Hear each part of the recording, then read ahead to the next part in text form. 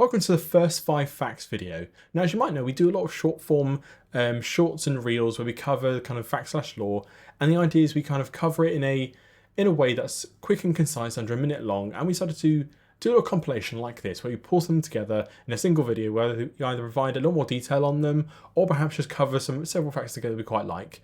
Now, if you have any suggestions about how to improve these, or if you just want to leave any hateful comments, then feel free to leave them below and we'll implement them into future videos. In Fallout 4, raiders are split upon their location, and all the locations have different groups, such as you have the groups in Lexington, you have a group in Sargos Ironworks, and they have different named bosses who lead them. Now, if you take out specific named bosses, for example, like Jared in Lexington, then the other bosses will make notes of it in their own terminals, identifying the fact that there's a raider boss been taken out, likely to identify the fact that there could either be a growing opportunity with kind of their rival being taken out, or the fact that there could be a threat to them. And if you essentially keep taking them out one by one, they will keep making notes of it in their terminals, tracking the growing threat to them, and obviously keeping track of what the other raider bosses are up to. So in Fallout New Vegas, Eddie, or Edie, however you want to call him, is a Duraflame iBot who came from the Enclave. However, he can be a very faithful companion to you. Now, there's two interesting things about him. One, he's only 6. He's only 6 years old when you join him, and that's since he was created by the Enclave back on the East Coast. And two, he's actually the iBot you see getting shot in the trailer in New Vegas. The one who's bobbing around to the music and getting shot from as he's travelling on the highway. That's Eddie. So obviously it's a bit sad to see that our best friend, or at least one of my best friends in New Vegas, was not only 6, but was shot while he was just travelling along the road. On a slightly different note, in Fallout 4 you go by the name Sole Survivor in the marketing, or that's the general title given to you by the game, like the Lone Wanderer in Fallout 3, like the Curry in New Vegas. However, unlike those two games, no one ever calls you the Sole Survivor. At any point in the game, are you ever referred to as a Sole Survivor?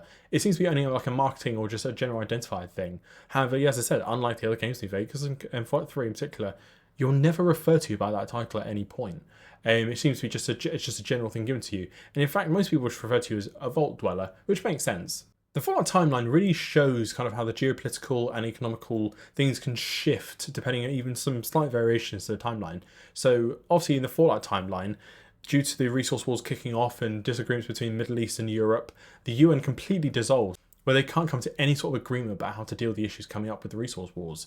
Now, following this, the toy store giant Bungalows essentially decide they're going to take over the UN building, because in the Fallout timeline there seems to be a very much a view that corporations as a whole, it seems to be kind of just bludgeoning in and just kind of taking over areas. So it's quite interesting that they are opportunistic, and the moment that the building became available by the UN, Bungalows just came right back in and said, we're going to turn this into a toy superstore, and we can find this out in Fallout 3.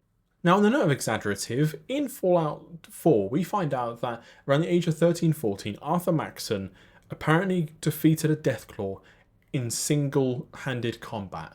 Now, the only thing he took from this after defeating the Deathclaw was a gash outside his face, and that's the scar you see in the game. And even though obviously there's no one to conflict this, it's obviously interesting that Arthur Maxson has a lot of these sort of stories going around him about when he's a teenager, he pretty much beat the super mutant leader, Shepard, and also unified the Outcasts and the Brotherhood of Steel in the East Coast. Now, he basically has a bunch of mythical fables around him about the feats he's accomplished, and perhaps it's kind of exaggerated to kind of form part of the legend of the descendant of Roger Maxson, the founder of the Brotherhood of Steel, or perhaps he genuinely is just that impressive. Now, he did in fact take out Deathclaw. It's up to you to decide.